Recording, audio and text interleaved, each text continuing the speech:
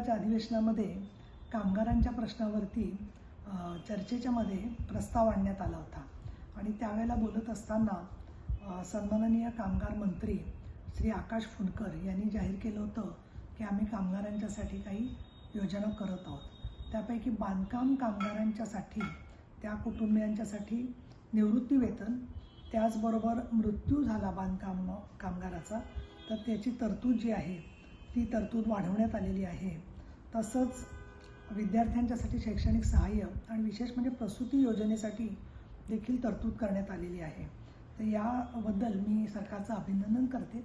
परंतु त्यासोबत जे निवृत्ती वेतन आहे किंवा मृत्यू सहाय्य नोंदणीच्या ज्या अटी आहेत त्या खरंच किती प्रत्यक्षामध्ये फायदा होतोय का, त्याच्यामुळे अडचणी होतील। कारण बहुतेक बांधकाम कामगार हे अल्पशिक्षित आणि स्थलांतरित मजूर असतात आणि त्या दृष्टिकोनातून त्या नियमांच्या संदर्भामध्ये त्यांनी जरूर लोकांच्यामध्ये एक थोडंसं पायलट प्रोजेक्टसारखं करून बघावं 100 कामगारांच्यापर्यंत की कितपत त्याचा फायदा होतो आहे, काय त्यात अडचणी येत आहेत आणि त्यामधून मार्ग काढावा असं मला सुचवावंसं वाटतं।